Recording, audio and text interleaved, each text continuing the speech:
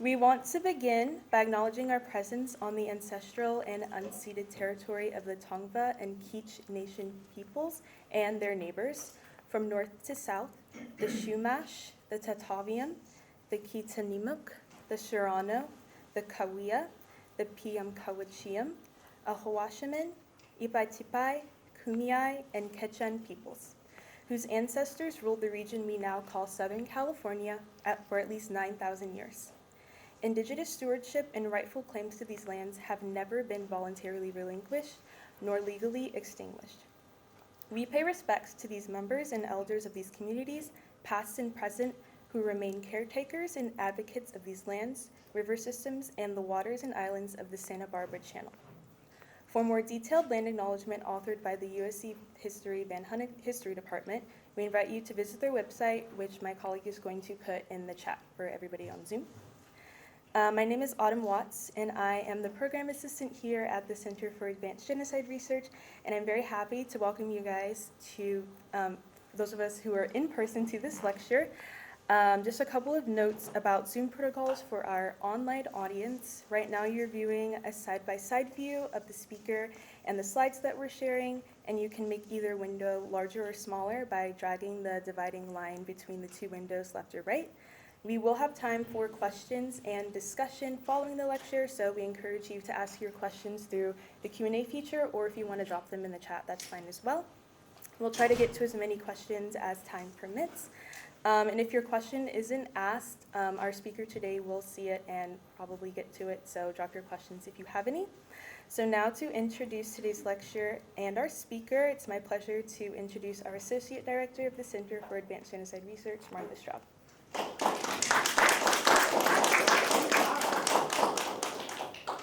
Thank you so much, Autumn, and thank you to all of you here in person and those of you joining us on Zoom. I want to thank Autumn and Janice for their work behind the scenes in preparing for the lecture. Thank you so much. And I also want to thank our co-sponsors for this event, the USC Department of Slavic Languages and Literature. We appreciate your support and your cooperation. So to tell you a little bit about the center, in case this is the first lecture you've ever been to, since its founding in 2014, the USC Center for Advanced Genocide Research has dedicated itself to advancing new areas of interdisciplinary research on the Holocaust, genocide, and mass violence. We focus on research as the foundation for all levels of Holocaust and genocide education. We promote the unique resources at USC in Holocaust and genocide studies, including the Visual History Archive, the Holocaust and Genocide Studies book collection, and the special collections at USC libraries. And all of this is to transform the ways that we understand the origins, the dynamics, and the consequences of mass violence, as well as the conditions and dimensions of resistance. We manage a rich academic program, including international conferences. And by the way, this week we announced the theme and location of our next international conference, which will be held in Patagonia, Argentina in November 2026. And the theme is mass violence, genocide, and their lasting impact on indigenous peoples. So we encourage you to visit our website to learn more about that. The call for papers is open now and closes in March. As you all know, we bestow numerous fellowships and welcome visiting scholars. And usually our event schedule is filled with the lectures of the multitude of fellows that we have.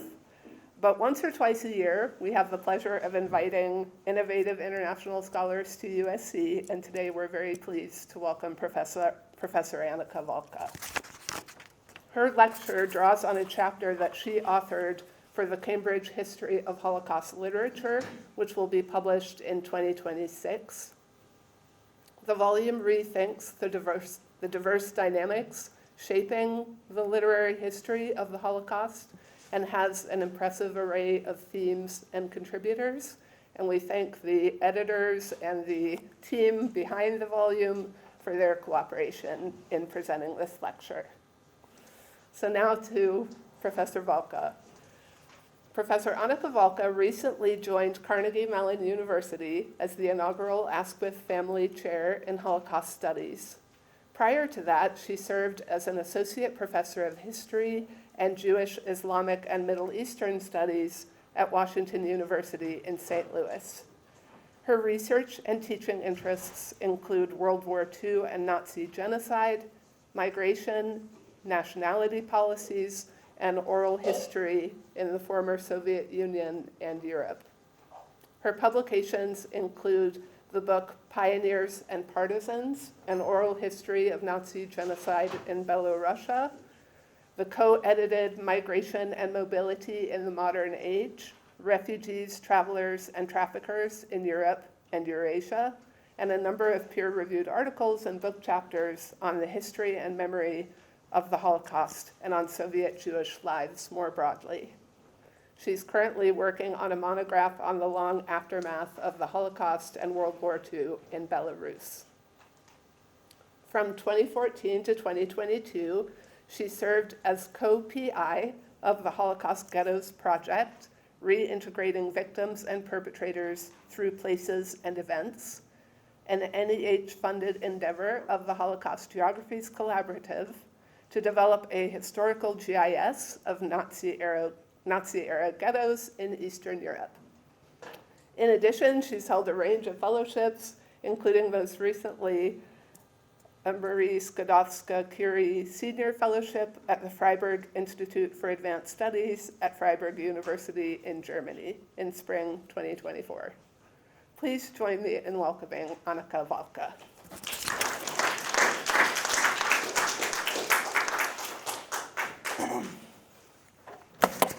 All right, thank you, Martha, for this very nice introduction. And I also want to thank Autumn and Janice for making this a very, very pleasant visit already. I'm looking forward to a little bit more time here in California. And I also want to thank Wolf Gruner, who is not with us, but with us virtually, I assume, whose work I've been looking up to for many, many years. And I've been following the work of the center for quite a number of years, not the least because I've been working with the testimonies of the Visual History Archive for many years.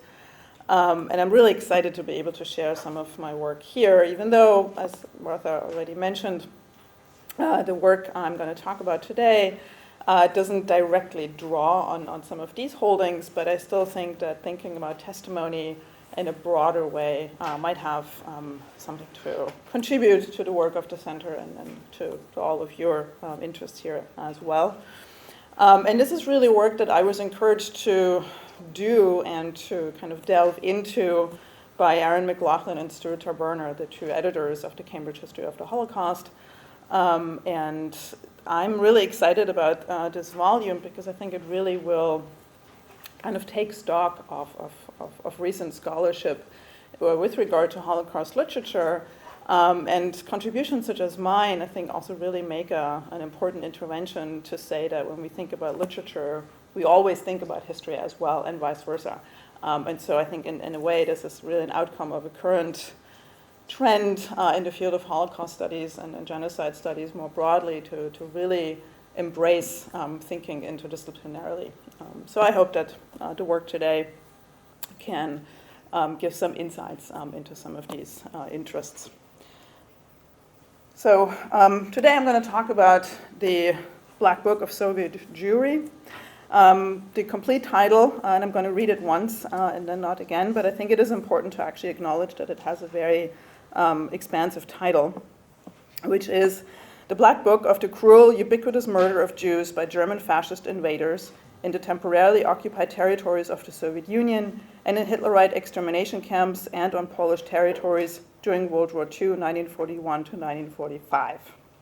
In English, this book is commonly known as the Black Book of Russian Jewry, and it's a widely known volume of texts that describes the mass murder of Jewish children, women, and men in German-occupied territories, including present-day Lithuania, Latvia, Estonia, Ukraine, Belarus, and the Russian Federation. And there's also sections on the Nazi camps that were established in present-day Poland. Readers and scholars appreciate the book for its really inside view of the Holocaust in what used to be the Pale of Jewish Settlement in the Russian Empire, meaning the demographic center, really, of Eastern European Jewry. The Black Book also marks an important aspect of Jewish cultural production in the wartime and in the post-war Soviet Union. When the book was being prepared in the mid to late 1940s, Soviet Jewry was not only dealing with the horrific losses resulting from the Nazi genocide, but it was also navigating an increasingly hostile domestic environment. Jewish theaters, publishing houses, and schools were shuttered, and Jewish public life basically came to a standstill. Much has been written about this moment and its embeddedness in a radicalization of Stalinist anti-Semitism that after the war would essentially dismantle the groups that had nurtured the Black Book, and a few years later would actually result in the execution of many leading Soviet Jewish figures in August 1952. So in that sense, producing the Black Book in such an environment figures as, I think, something akin to an exclamation mark behind a claim to Soviet Jewry's existence, really saying, we are here. The post-war attacks on Soviet Jewry and the vulnerability of Soviet Jewish culture first impeded the publication of the Black Book in the 1940s, and they also gave rise to a long, geographically complex, and until today, rather contested process of publishing this volume. The book included contributions by many authors, and it was carefully edited by the well-known and influential writers Vasily Grossman and Ilya Ehrenburg, but Soviet officials blocked its publication in 1947. This censorship ultimately led to the creation of several different editions in different languages with varying content that reached audiences in several countries. The first complete Russian edition was released only in 1993, so quite a while after it was prepared. And it was soon complemented by the publication of the unknown Black Book through a collaboration of the Yad Vashem and the State Archive of the Russian Federation. I'm just going to show you the English version of these two compendia, the complete Black Book of the Russian Jewry and then the unknown Black Book. And the unknown Black Book here, I think, is important to note, included text that had actually been cut out from the original Black Book as it was prepared by the Jewish Anti-Fascist Committee. I'll talk about that in just a minute. But these materials had been preserved in the archive of the Jewish Anti-Fascist Committee, so we actually have them available, and they could be published in the unknown Black Book. Given these various editions and the divided existence of the Black Book and the unknown Black Book, I think it is not wrong to consider the Black Book of Russian Jewry as a series of distinct but related texts, and also to develop a holistic view of a complex of publications. This is what I'm going to try to do today. On the other hand, the genre of the Black Book defies easy categorization, combining first-person testimonies, letters, diary entries, institutional documentation, but also writers' accounts that were based on primary source material.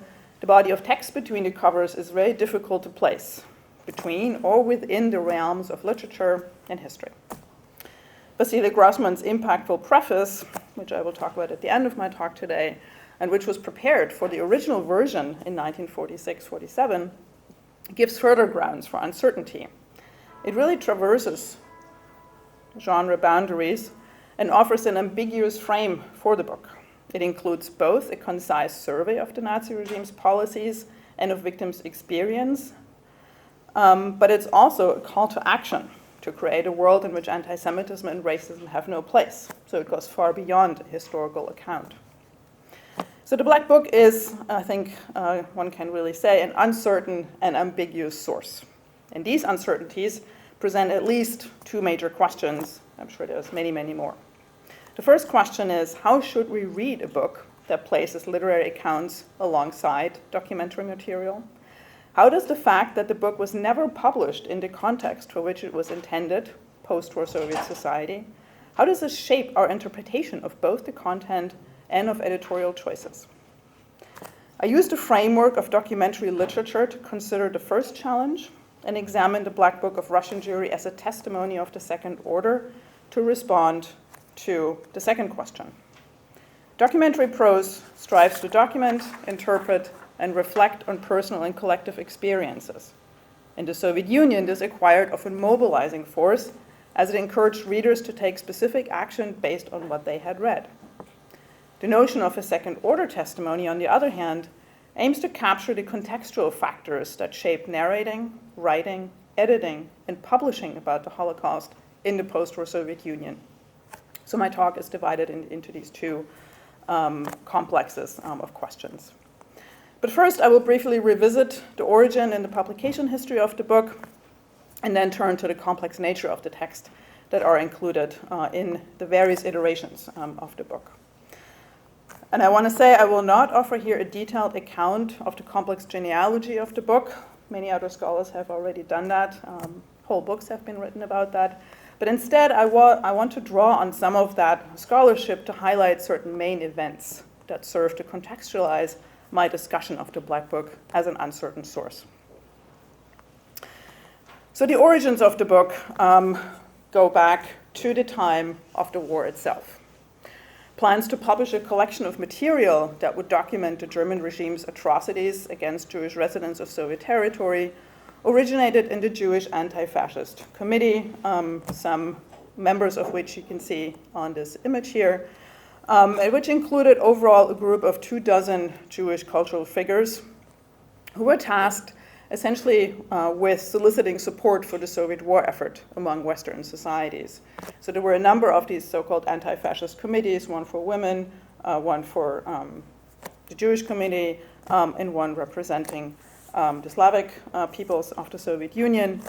But the Soviet Information Bureau kind of was the umbrella under which all of these committees functioned, and their task really was to shore up support for the Soviet war effort to defend itself against Nazi Germany and against the German occupation regime.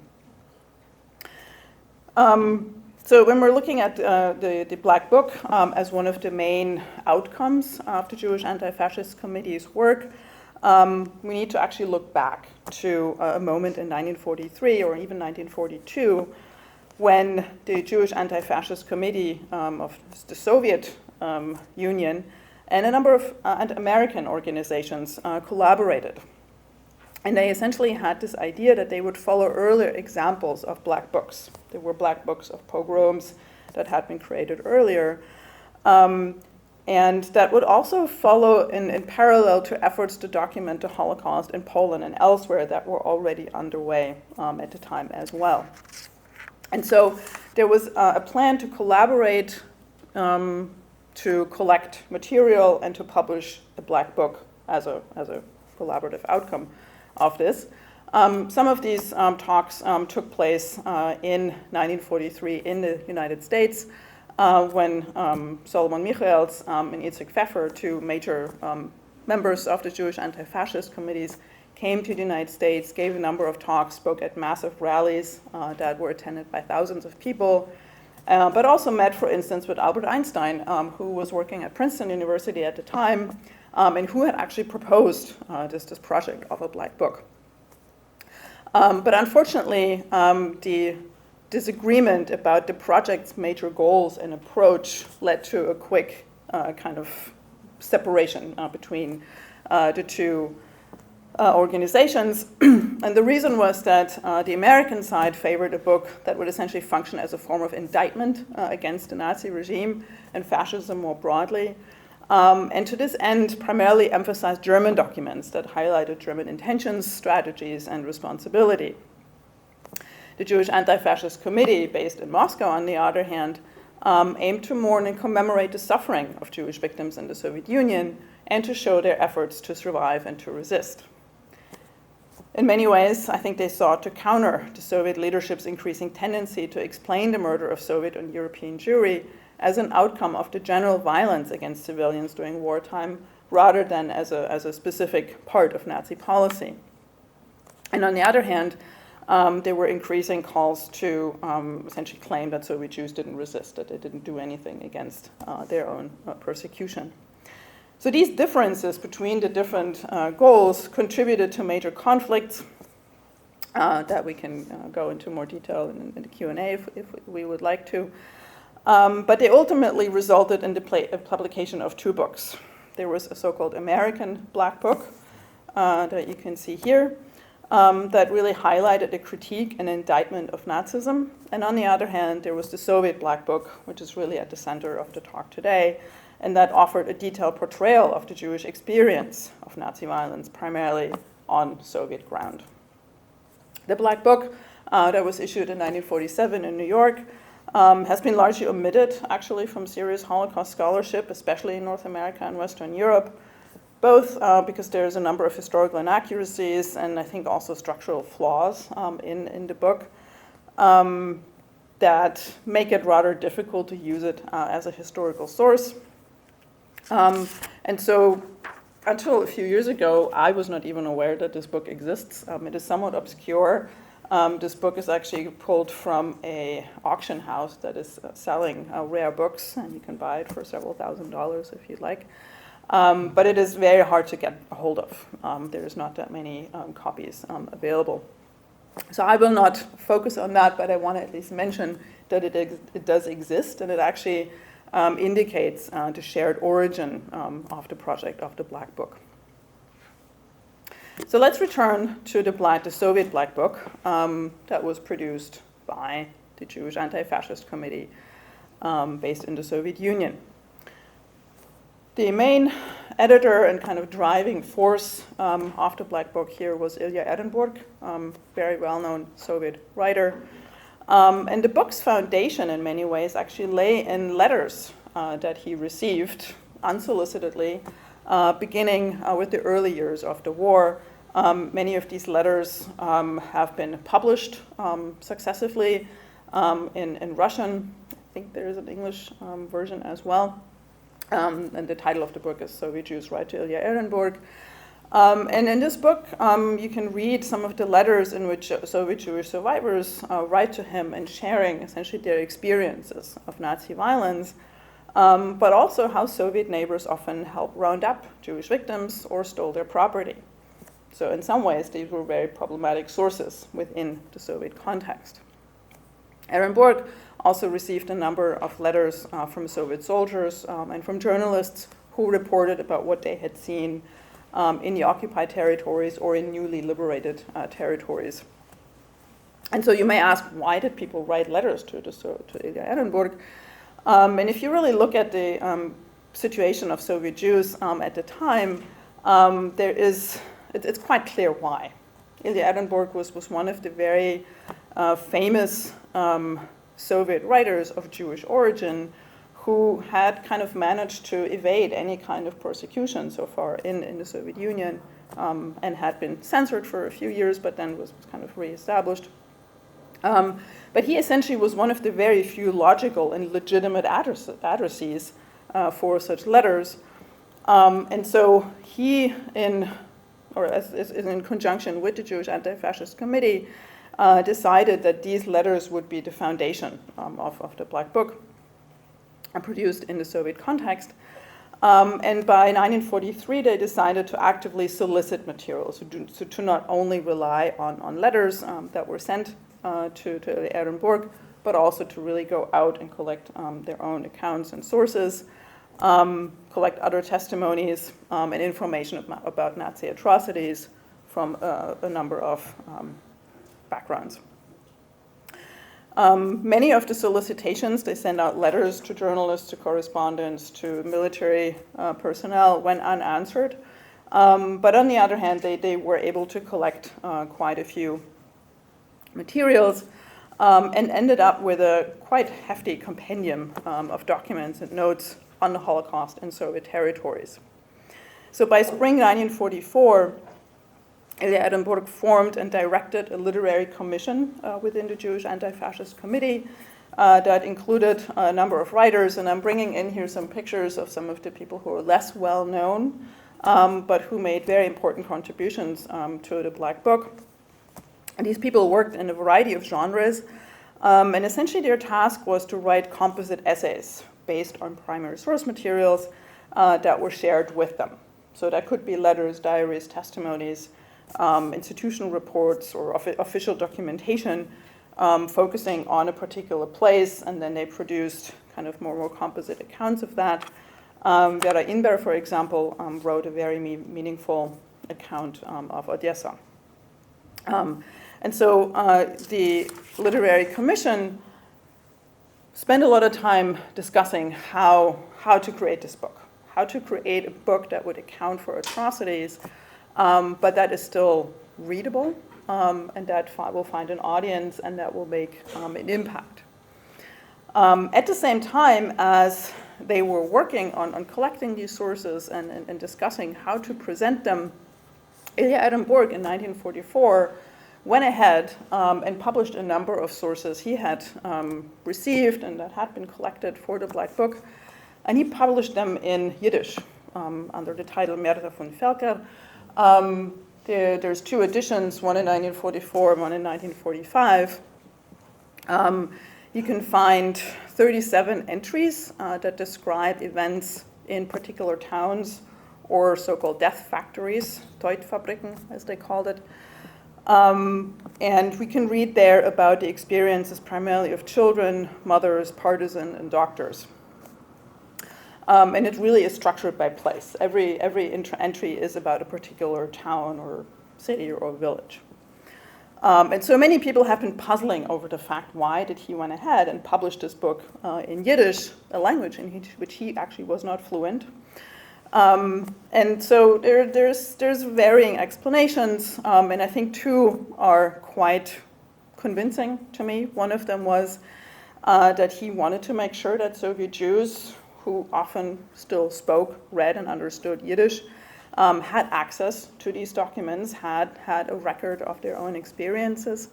But on the other hand, he may have understood that domestic developments within the Soviet Union made it increasingly unlikely that a Russian language publication of this collection was actually possible. So we don't know, we cannot really answer that question, but I think those two reasons might be really at the foundation of this publication. And in the end, we know that these concerns, if he had them, about publishing a Russian language volume in the waning days of the war were justified, as the printing process of the Black Book, after it had been approved by a number of different authorities, was interrupted, even though several pages had already been typeset and printing was actually already underway. The manuscript was seized. This was all in late 1946. And destroyed. And so there was no Russian edition of the Black Book in the post-war Soviet Union. The first Russian edition was released only in 1980, so quite a few years later, in Israel by the Yad Vashem Martyrs and Heroes Remembrance Authority in Jerusalem. This edition was based on folders that Ehrenburg's daughter, Irina Ehrenburg, had discovered in her father's archive in 1970. But those folders actually lacked about a third of the materials that were included in the version of the book that was sent to the printer in 1946. So it was not a complete Russian edition. The first Russian edition, based on galley proofs that had been saved in 1946 by Ehrenburg's friend Sergei Netochkin, was produced in Vilnius in Lithuania in 1993. So after the breakup of the Soviet Union. The Soviet Union already didn't exist anymore at the time. After this publication in 1993, translations into Hebrew, Yiddish, German, and English have appeared.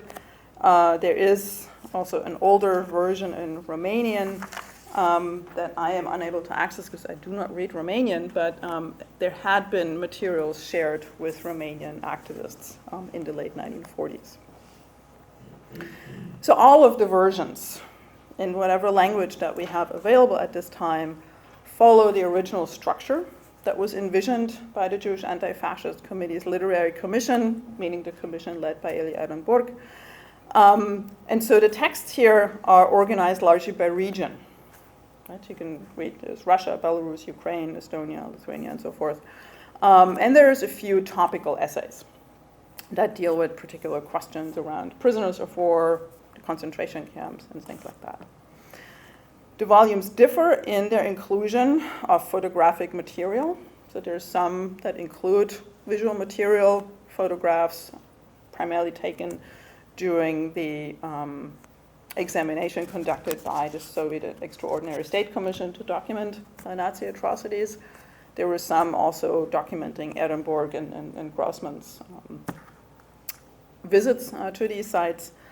But there's only 2 volumes that have pictures included. But on the other hand, the German version has a number of addenda. You can see that maybe here. 6 additional texts that contextualize the history of the publication of the Black Book. It also includes Albert Einstein's preface to the 1946 New York-based Black Book, which was censored in the Soviet Union. There's also a history of the Black Book composed by his daughter, Irina Ehrenburg.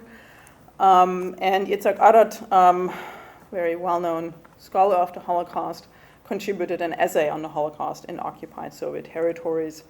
And then Arno Lustiger, the editor of the German edition of the Schwarzbuch, the Black Book, contributed a chapter on the history of the Jewish Anti-Fascist Committee. So there's a really comprehensive contextualization, if you will, of the Black Book available in the book itself. So beginning in 1993, materials that were not included in the original Black Book were released as the Unknown Black Book in Russian in 1993, you can see on the left side, and then the English version in 2008. And here we also find a contribution by the historian Ilya Altman, who's based in Moscow, who contributed an article on the fate of the Black Book that has since been included in all the other subsequent editions of the book. So in other words, there's a very complicated history of what is included in which edition. But to me, this indicates that the various editions, where often the substance of the book actually shifts, often depending on the context in which it was published, and obviously on the time as well. And what the most important difference probably is that the complete Black Book of Russian Jewry, edited by the Jewish Anti-Fascist Committee, that it largely excludes accounts that detail the participation of locals in the persecution, robbery, and murder of Jews, while stories of supportive neighbors are foregrounded. Later publications, especially with the Unknown Black Book, that include these materials, essentially testify to the urge of historians and survivors to ensure that we know of the existence and persistence of anti-Semitism, greed, and nationalism within Soviet society. So the question then is, how does one read this chronicle of mass violence and trauma that also differs depending on which books you take into your hands? How does one read a chronicle that was produced in the 1940s Soviet Union? Is this a work of literature, or is this a product of historical writing, or both? So these questions stand essentially before any reader of the Black Book and its complement, the Unknown Black Book, given the diversity of sources and the genres that we find between the covers here. And these answers really become apparent when we consider the books in the light of the censorship process that made the publication impossible for a long time, but also when we think about the intentions of the authors. And so these are some of the questions that I'm trying to pursue in thinking about the emergence of the Black Book. So from late 1944 to early 1945, the Soviet News Agency, or the Soviet Informbureau, reviewed what were 2 separate manuscripts, one created by the Literary Commission under the leadership of Ilya Ehrenburg, and the other by Jewish anti-fascist committee members who had responded to the initial call to collect documents to share with the American Black Book. There was a brief attempt to share materials collected in the Soviet Union with the American edition. Ilya Ehrenburg was very upset that that material was shared without his consent, so there were a lot of internal tensions and conflicts within the Jewish Anti-Fascist Committee.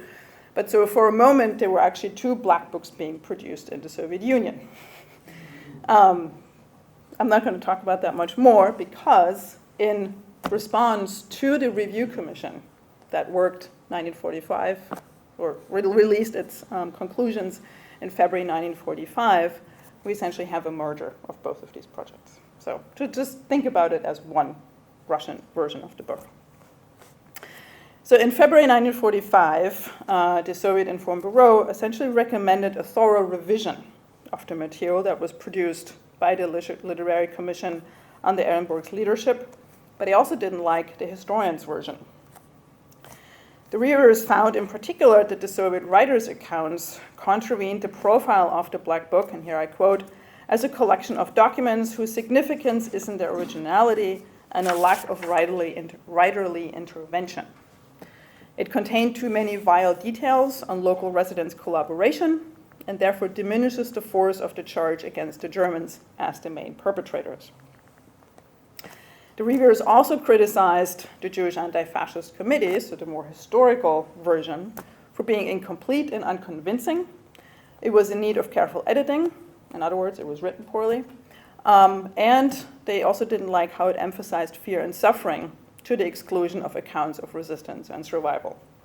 So essentially, they didn't like either of those versions and called for a single, and here I quote again, a single unified authoritative political editing. Political editing is an important term here, that would ensure a clear political message, factual accuracy, and maximum impact, both as an indictment, as an outstanding example of Soviet writers' representation of German atrocities against Jews. So, pretty tall mandate.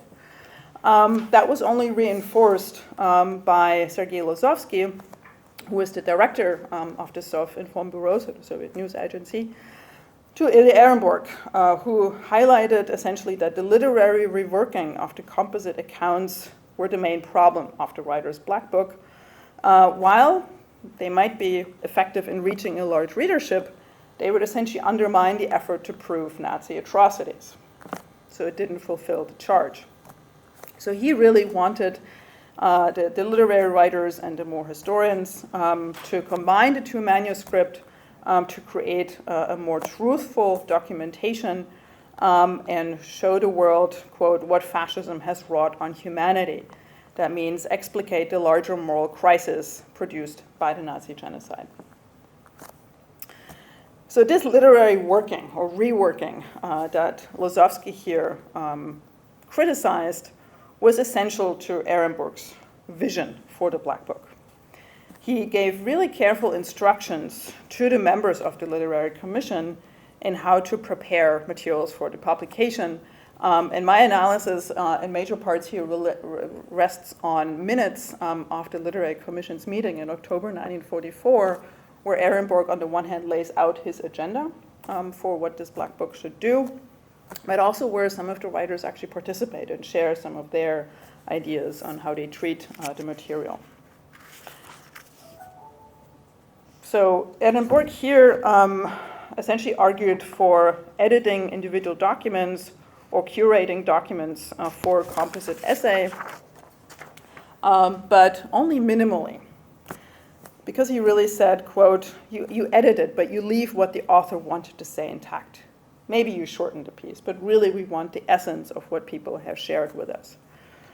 Preparation should also involve document selection and placement, so a very careful arrangement of the order in which these documents were included,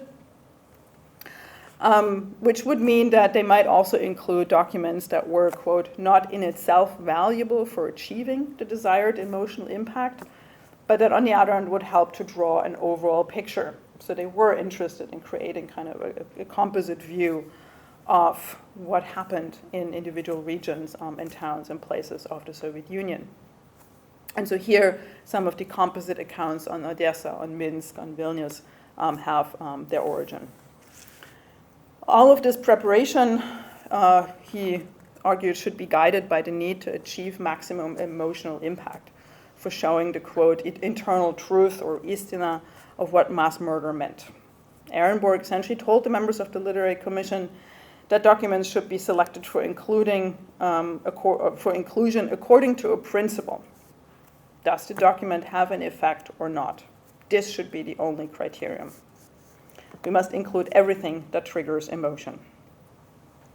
And accordingly, he really put the emphasis on personal accounts of individual experiences that should be at the core of the book. Because he viewed such accounts as central to writing that mobilizes, observing, in essence, that quote-unquote belletristic or literary or artistic writing can be turned into agitation. So he had other goals, with this book. Vasily Grossman, who would eventually succeed Ehrenburg as the head of the Literary Commission after he stepped down, similarly argued for a literary reworking that foregrounded emotion, but also an ethical imperative. Quote, "There's a lot of material on those who survived, on rescue, but we ought to also take it onto ourselves to speak for those who are buried in the ground and who cannot speak anymore." So he was very keen on making this a commemorative book. On the other hand, literary commission members, and they talk about it in this meeting, recognized that emphasizing emotion could invite censorship. Grossman, for example, proposed to use distinct rhetorical devices that would bring out the intensity, or nakal, of the portrayal. For instance, he argued for using words such as scoundrel, traitor, murderer, or Judas to describe those who served as police or in other official capacity to serve the Germans. Ehrenburg disagreed. He called for tact and recommended simply using the word Polizei, which is what was used in the occupied territories, to indicate instances of collaboration and treason. And in this way, he really tried to avoid putting too much emphasis on those who collaborated, which might undermine Soviet efforts to construct a nationalist narrative, and instead preserve the focus on aid, rescue, and solidarity. So in essence, what they really wanted to emphasize were those who rescued Russians, who were rescued by Russians. And Grossman affirmed that he would be able to do that, especially in his account on Berdichev, that some of you may be familiar with, if you're interested in the history of the Holocaust of the Soviet Union, which was his hometown. And if you read it, you can really trace some of the elements that I've just discussed. So there was a long argument and discussion about how to make this an emotionally impactful piece of work. But as we know from the review in 1945, this was in vain. Like, the censors didn't like that. They thought that this was not a good way to present this kind of material. But in essence, when we're looking at the published Black Book, so the complete Black Book, not the unknown Black Book, it is very indicative of the outcome of this discussion. The material that prominently or directly speaks to such issues, to collaboration, to the help of Soviet citizens in rounding up their Jewish neighbors, was not included, and it is now only accessible in the unknown Black Book. So that really is a major difference. Let me go ahead a little bit in terms of time here, because one of the other elements that I find very important about the Literary Commission's work is that it really rested on Soviet writers' belief that they, the authors, the writers, were important voices to reveal the inner truth of the events, to identify the most relevant aspects of the experience and draw necessary conclusions. But they also thought that finally their task is to agitate, to mobilize people. And this is a pattern that we can trace in a number of other literary works of the time, which really indicate that many Soviet writers shared this belief that writers ought to speak for the masses, that they're the ones who can convey certain experience in the most effective ways, but that they're also the ones who speak to the masses. And in essence, what I'm finding here is that this is a very central pattern that we find in what is often called documentary literature, a particular genre that really developed in the Soviet context and in other places as well, but here in the late 1920s, the notion of dokumentalna literatura really gained traction in the young Soviet Union. And I want to use this framework to think about the Black Book in terms of its genre. Because in documentary literature, the work is really grounded in subjective, often very autobiographical accounts, which are curated and woven into a narrative frame by the author, who proposes critique and action. So there really is a call, there's a mobilizing force inherent. Documents, personal recollections, and testimony are often used as kind of the structural or structuring material in this genre and offer specific knowledge about particular experiences. But on the other hand, we also see that often the documentary literature works are really combining a number of different individual experiences and create this kind of more collective narrative to really indicate that it is a social experience, a widely shared experiences.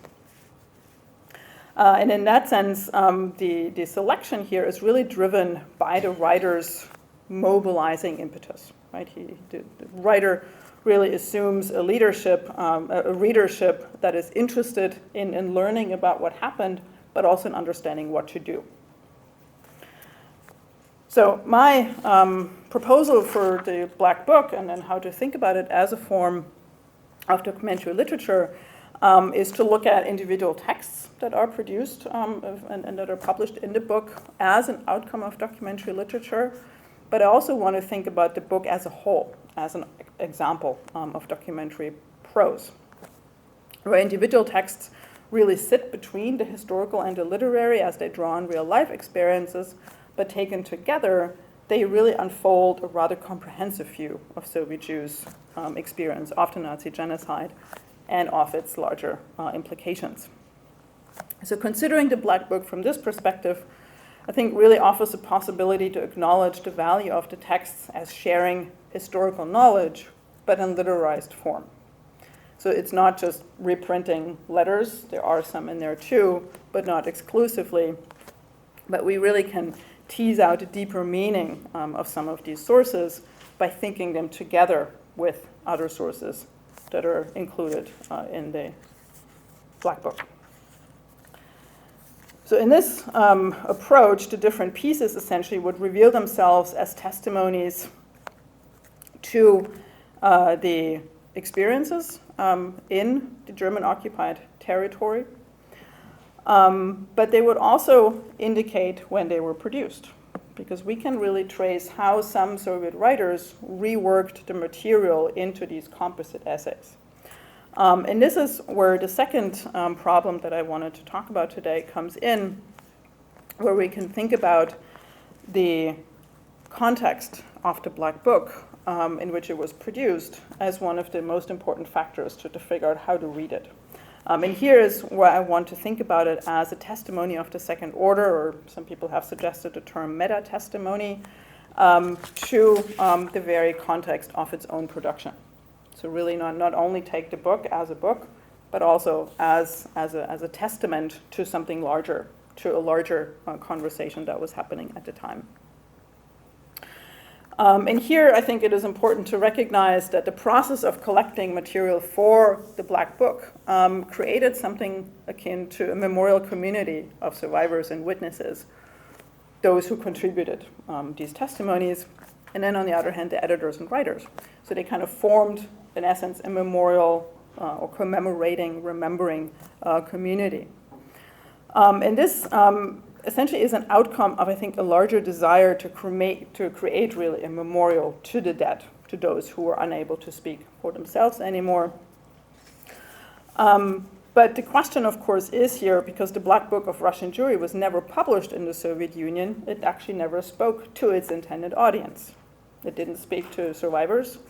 It didn't speak to members of Soviet society more broadly, who the editors and the writers had hoped would recognize the suffering of Jews and essentially recommit to an internationalist outlook that is based on the knowledge of the atrocities.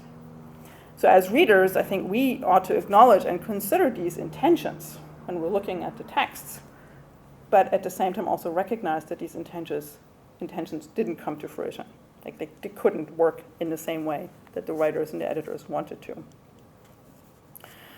So when we're looking at the production context, essentially, we need to come back to what I said at the beginning, is the increasing assault on the Soviet Jewish community and its cultural institutions, which were radicalized during the so-called Stadovщина, a campaign led by Andrei Zhdanov, the Minister of Culture at the time, who was trying to exert ever tighter state control of art, literature, and other cultural production, and especially was trying to curtail what he called anti-Western, wanted to kind of ensure a very strong anti-Western messaging, so to really claim a Soviet message after war.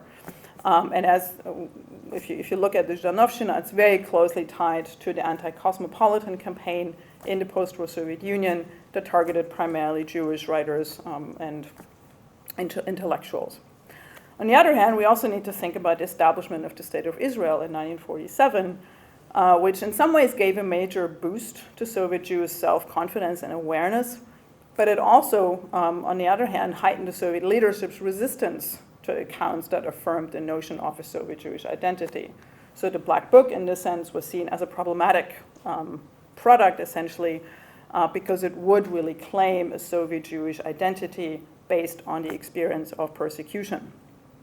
So as a result, it was actually very difficult for Soviet Jews to create this account, to create the Black Book. As we know, it was censored. But it was also very difficult to actually mourn the millions of the dead and the suffering of the civilians. And so, in essence, when we're looking at this context, we see that very few of the intentions of the Soviet editors of the Black Book could be pursued in the Soviet context. So what did they do? They were trying to still make it happen. They were still trying to produce a Black Book. And I think this is where some of the omissions of accounts of collaboration came from, that they were desperately trying, or not, maybe not desperately, but they were actively trying to create an account that was publishable, that would find an audience. And of course, I think one can justify this forward-looking attitude that focused on the shared experience of Soviet citizens and Jews, and to collectively rebuild the physically destroyed and socially disintegrated society. But at the same time, the ignorance of divisions within Soviet society that had facilitated the participation and collaboration of some Soviet citizens in the violence against Soviet Jews made it probably very difficult, if not impossible, for Jewish survivors to reclaim their homes, to reclaim their property when they returned home at the end of the war. So in this sense, the Black Book is subject to immense scrutiny and overshadowed by broader tensions within the Soviet leadership, but also within Soviet society more generally. And so when we're looking at the accounts of collaboration and how Soviet citizens participated in persecuting their Jewish neighbors, we actually see a challenge to the desire of the editors, of the writers, in creating a document that would shore up support for Jews who had been persecuted, who had suffered from the Nazi occupation. So in April 1946, and I'm coming to an end soon here, Vasily Grossman, who had taken over leadership of the Literary Commission, reported on the state of the Black Book to the Jewish Anti-Fascist Committee, where he said we're almost ready to go to publication. And he really was insisting on trying to provide an objective portrayal of the tragedy, because he was very concerned that otherwise the genocide would actually be forgotten. And in part, he claimed that was the result of the fact that there were very, very few survivors. And those who were still alive were kind of scattered around the country or even beyond the Soviet Union. But so he said, we really need to get this book out, and essentially tried to create a book that was passing censorship. And I want to just very briefly, because I'm running out of time, look at the preface to the Black Book that he created, I think, in 1946, so very much around this time that he reported to the Jewish Anti-Fascist Committee. It is very much written in the spirit of these goals, of the goal to bring this book to the reader in order to document the experience of Soviet Jews during the Holocaust. But it, on the other hand, also celebrates Stalin, the Red Army, and the Soviet project overall. So it really tries to do both. And often you can see that in some of the quotes here. He uses quite grandiose prose, which I think in some ways was probably very calculated to appease Soviet authorities and ensure the publication of this book. And just to give you one example here, it's on the left side. Quote, the Soviet people and the Red Army pitted the Soviet humanism against the dark ideas of racism. On the battlefields, the great ideas of progress, democracy, national equality, and the friendship of people triumphed over the forces of darkness and reactionism. This is, of course, a statement that was probably not taken lightly by many, would have probably not been taken lightly by many Soviet Jews who saw members, for instance, of the Ukrainian Patriotic Army or others that participated in roundups or in killing actions. Generally, we need to acknowledge that Grossman's account of the Nazi regime and the dynamics of war and genocide is very astute and historically sound.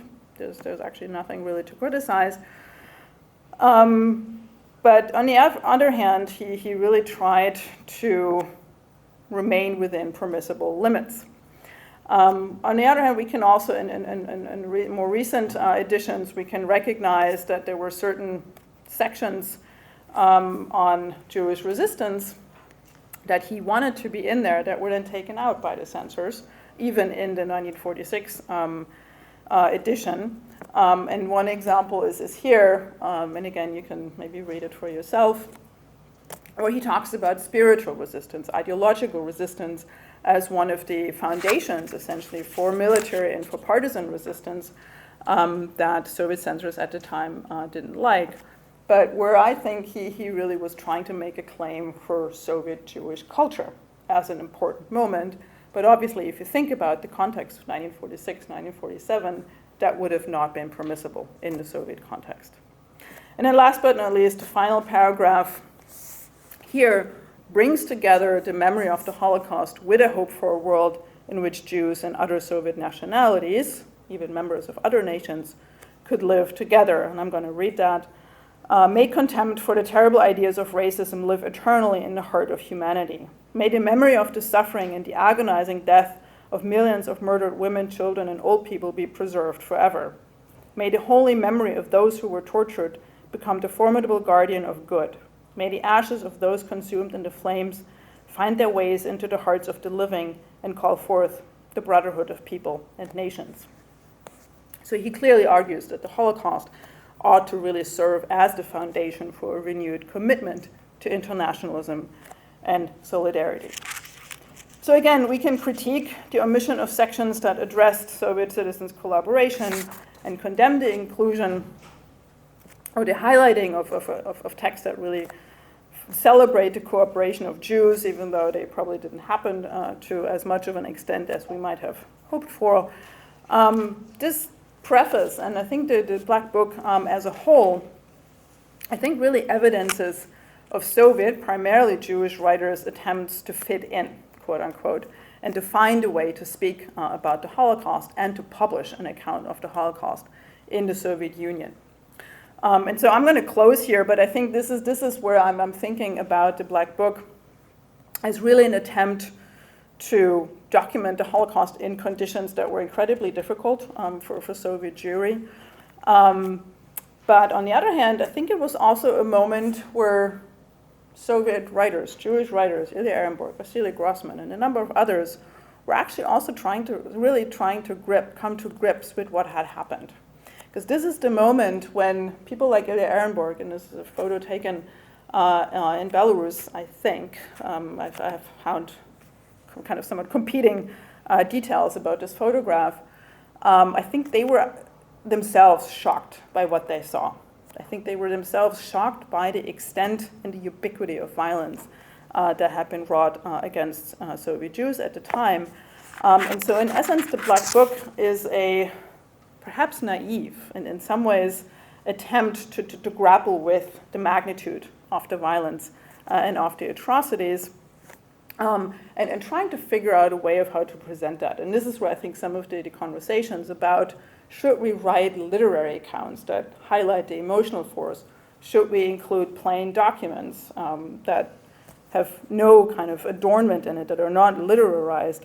That really they come from this struggle to really think about how can we actually represent this incredible violence that almost nearly destroyed the Soviet Jewish community as a whole. And so this is where I'm thinking about the Black Book as a collection of individual stories, but it really has to be taken as a whole. And so I'm hoping that to think about it as a form of documentary literature that kind of combines and traverses literary and historical accounts, but also as a testimony to its very production, can help us better understand what it is and how we can treat it, how we can use it in our own work, or as people who are interested in learning about the history of the Holocaust. And so whatever edition you will take into your hands, I think there's a lot of additional information to consider. I hope it does not deter anyone from doing that. But I also know that there's many, many more questions that we should ask about that book, and hopefully this presentation has given you some foundation for that. Thank you.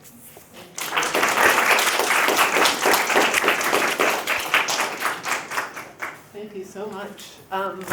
So we're now going to open it up for questions, and just a reminder for those of you on Zoom to use the Q&A feature at the bottom. I'm going to take the computer from you. But I'm staying here. Yes. You can. Thank you so much. As a descendant of survivors of Holocaust in Soviet territory, I'm very grateful when the Black Book comes out in scholarship. It's so important to me.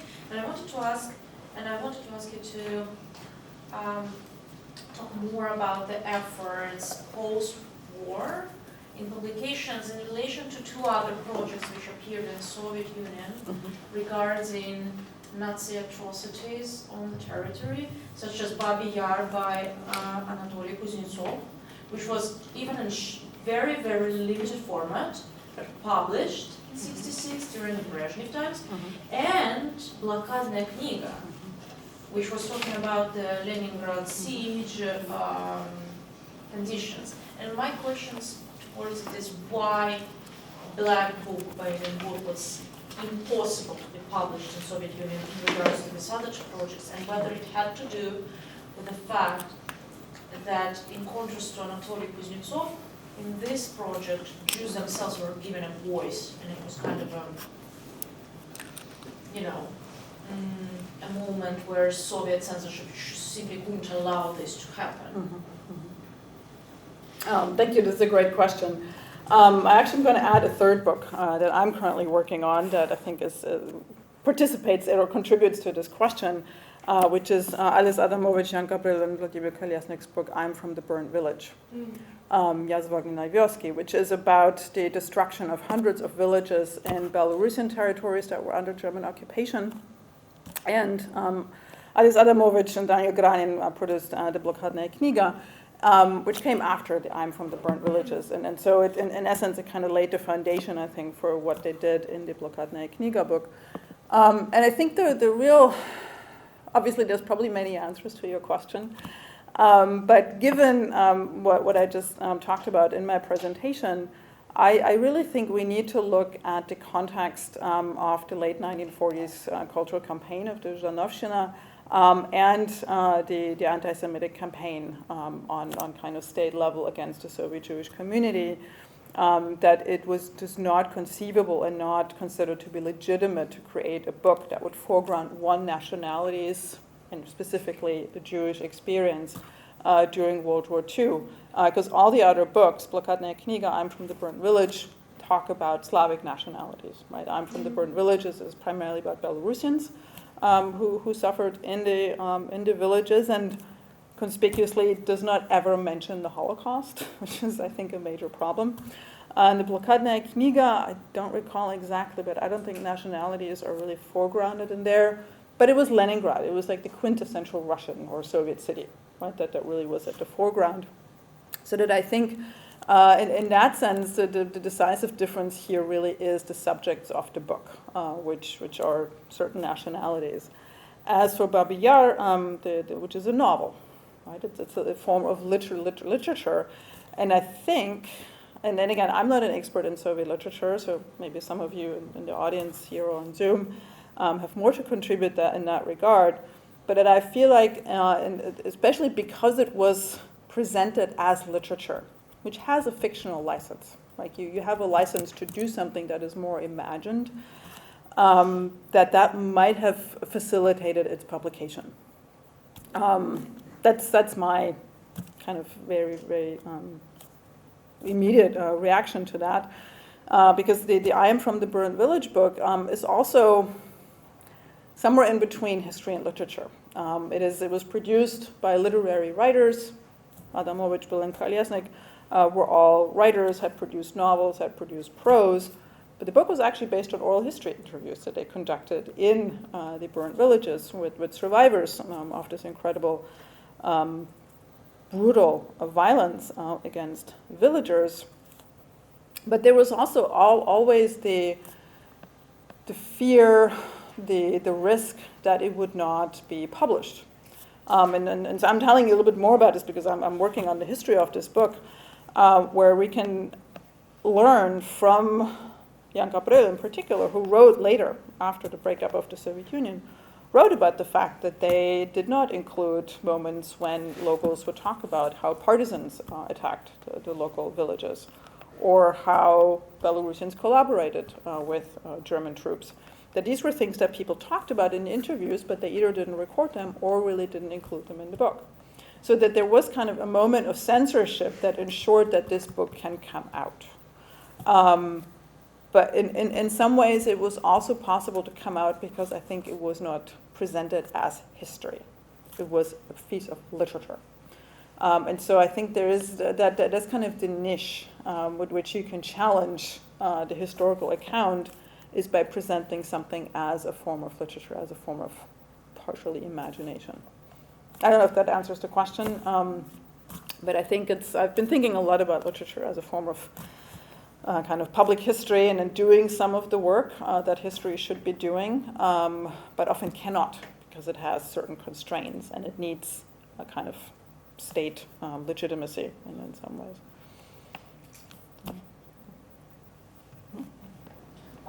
Also a question about censorship. So I was wondering, could you elaborate more on the censorship process and who is there doing the censorship of this? Because everybody is inside the party, so who is there doing the censorships? Probably not Stalin himself, but when I read Stephen Hawking's biography of Stalin, he actually did a lot of censorship of operas and different works, but I think in that time he's probably too busy, but who is really doing the censorship? Yeah. I mean, I don't know the individuals, but the final blow, essentially, to the Black Book's publication was the propaganda department in the Communist Party. So it was like the highest level of the party, essentially, that had been asked to approve publication and said no. Stalin actually did personally say, "Why do we need this Black Book?" There's a quote that somebody is blanking on the author's name right now, has dug up, where he literally scribbled in the manuscript, "Why do we need this?" So he was actually quite involved in some of these projects. But generally also the commission that I quoted from the Sofinformbureau, so from the Soviet news agency, I think all of the Soviet literary production all had to undergo the censorship process of being reviewed by high-level members of the party elite. Autumn. We have a question from Zoom from Ann Knowles. Thanks so much for this enlightening presentation, Anika. I have two questions. One, do you see any connections or important differences between the Black Book and the outpouring of Peace Corps books after the war? And two, what are your own thoughts about whether and how to include emotions in writing histories of the Holocaust? Does any emotional expression change writing from history into literature? Into what? Into literature. Oh, well, thank you, Anne. Glad you're here. Yitzhak books. I think Eliana Adler might answer this question more extensively than I will be able to do. But I do think there is an echo of Yitzhak books in the Black Book, and in the attempt to collect community accounts of particular historical experiences. I think the major difference is that many Yitzhak books that were produced even before World War II and before the Holocaust actually write the history of certain Jewish communities, of local Jewish communities, as they are alive, as they are living, and in order to really create a memory of a living community. You can read about the different yeshivas, the different synagogues, the different buildings that were central for the local community. You can read about important people, kind of local public figures. You can read about just daily life descriptions in these Yizkor books. Whereas the Black Book, I think, really talks more about the destruction of these communities. So it's a different kind of memorial. But I think there certainly is somewhat of a conversation between the memorial books that have been produced and with the Black Book as it was produced after World War II, after the Holocaust. I think I mentioned that very briefly in the talk. The Black Book itself actually picks up on a tradition of creating Black Books before to document pogroms in the Russian Empire. So there were Black Books before that, and obviously there are also Black Books about other violence against other communities as well. As for emotions, so Ann Knowles is a good colleague. We've been talking about these issues for a long time. I do think, and I do it in my writing, as you know, I've been working with oral histories, with testimonies. I do think acknowledging the affective dimensions of historical experiences is very central, because I really think only that gives us the opportunity to really understand the impact, particularly of violence, on individual people's lives and on communities' lives. And so I don't necessarily think that automatically turns it into literature. I don't think that any emotional truth makes something less historic, makes a piece of writing less historical. I think it impacts the way we write, and that might merge into something that's more called literary writing, as Hayden White has talked about it in his last book. Where he very specifically thinks about literary writing and not necessarily literature, to think about the different ways in which people have been producing historical accounts and how they have been working with using historical accounts or literary writing to create what he called the practical past, like a past that they can live with, that is mobilizable, that they draw on in their daily lives to make sense of the world. So I think to think about emotions and to recognize emotions, I think really should be part of historical analysis. But I think being attentive to emotions, to perceptions, certainly shapes the way we write as scholars. And I would assume that it also has a different impact on readers and how they perceive, how they work with the historical narratives that we create with potentially more literary means. That was a long-winded answer, but I think emotions are important, just to sum it up. We have another online question that's just going to take me a second to prepare for it. Gives me time to prepare. Give me 1 second, Wolf. I have to turn up your sound. Oh. It's Wolf.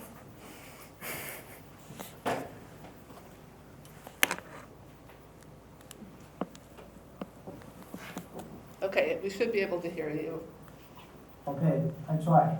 Anika, thank you so much for this really interesting talk. Thanks also for coming to the seat. You already alluded a little bit to my first question, which was about the tradition of Black books. And I thought actually a little bit differently about this, for example, the blue book about the Armenian genocide in 1916, or the brown book in Nazi Germany in 1933. So I was wondering, was there a discussion about this tradition? Because you talked about it, there is actually a break in the tradition by including literary text, because most of the books I know are more documentary texts, like testimonies, but more all kind of official documents, right? And do you see, let's say, in following kind of books about crimes and atrocities, that they pick up on this break in the tradition to include literary text? This was my first question. And the second one is, were there kind of underground copies circulating in the Soviet Union later on after the home publication? Oh, thank you, Wolf, for two very challenging questions. I'm going to say that at the beginning. I don't know, to answer to your first question. I have to admit I have not looked at these previous black books or the brown book or the blue book. So you might know more about these, and I don't really know where to look right now because the camera is there, Wolf is behind me. So I'm just going to speak into the camera. So I don't know, but I think that is a question that I should be pursuing. And I have to say, as I said at the beginning, I started to think about the Black Book specifically with in the framework of the Cambridge history of the Holocaust. But I'm now thinking that this really is as a project in its own right, and I'm currently talking to some colleagues about maybe doing some more collaborative work because there's so much material still in the Black Book and around the Black Book that I think there are still many questions to answer. So I'm going to just take that down and try to answer it maybe in a year or so. And then the second question was? Circulation of not that I know. I mean, we do know that the book that we have available now is based on the galleys that were hidden in 1946 by Ehrenburg's friend, Sergei Nitochkin. But to my knowledge, that is the only copy that was smuggled out because they really destroyed the typesets and then all the other elements of the book as it was in print. I mean, we do have the archive of the Jewish Anti-Fascist Committee. You are at the Holocaust Museum right now. You can look them up online in your network. There are thousands of pages that were collected by the Jewish Anti-Fascist Committee. And there is a lot of material about the Black Book, about the discussions about the Black Book, but also some of the, or a lot of the material that was submitted for the preparation of the Black Book. So they have been preserved, but I'm not aware of other copies of the prepared manuscript as of now. But again, that could be an interesting avenue to pursue for future research. It doesn't have to be me.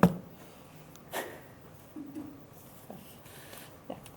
you so much for this wonderful lecture. I just had a question that comes from my knowledge of reading the American Black Book that was published in 1946. But in that one, the second chapter really talks about this longer history of anti-Semitism that existed prior to 1933.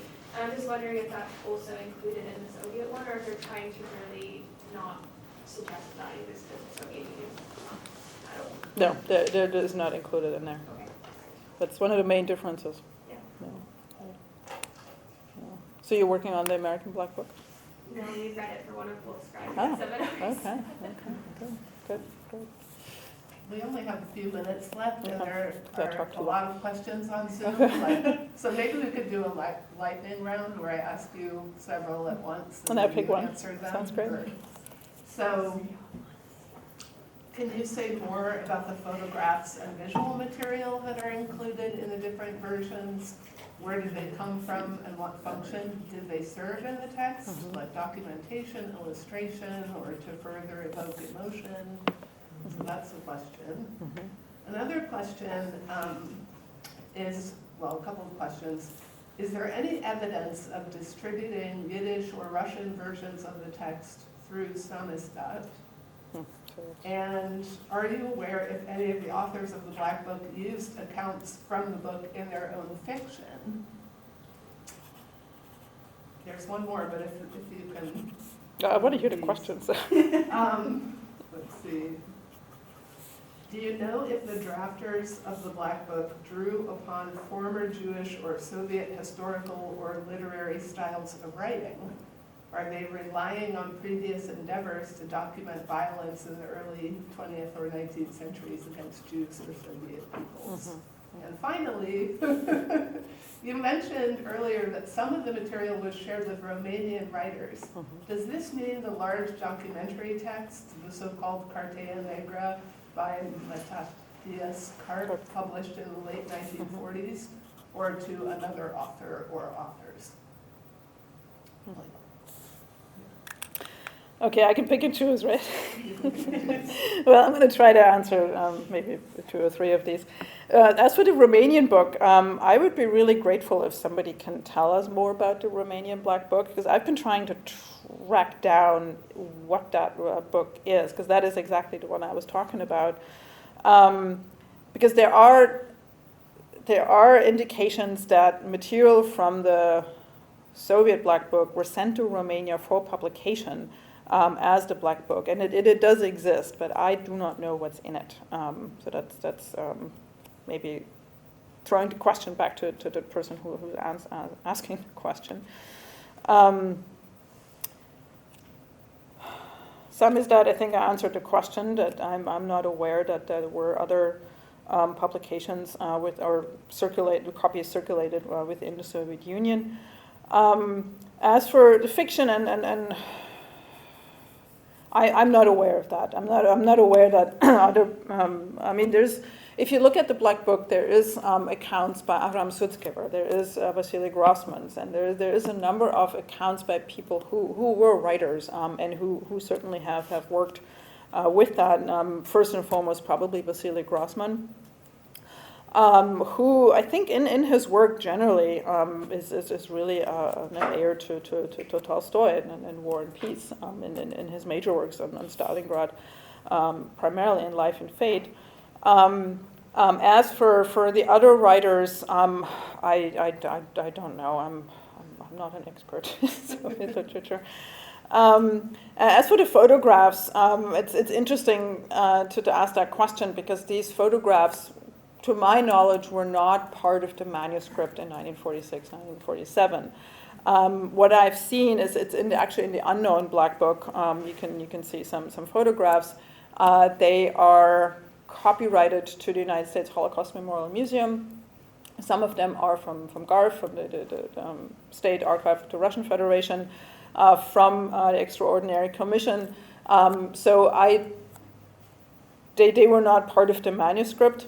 And the function, I'm actually not quite sure, to be very honest, because they have no relationship no direct relationship to the text. None of the textual pieces of the book make references to these visual images. So to me, they seem more illustrative, which is, I think, actually more problematic than helpful in some ways. But yeah, to my knowledge, they were not part of the original manuscript. That's one of the things I've been trying to comb through the very, very massive holding of the Jewish Anti-Fascist Committee's archive to see if there were photos collected by the committee between 1942 and 1946, because that would be really interesting what they had. So I think I've answered all the questions. Any other questions in our last minute? No? Well, thank you so much. Well, thank you. I think your analysis of this being a testimony of its production is hugely helpful to think with. Often when we talk about oral history testimonies, we sort of talk about that, but it gives us a frame to think about. So thank you. And thank you, all of you, for coming. Our next lecture is in 4 weeks. It's called A Geography of Hunger in the Lodz Ghetto. It's by a PhD candidate at the University of Maine, Christine Liu, who is our CATS Research Fellow in Genocide Studies. So we look forward to seeing you at our next event. Thank you. Thank you.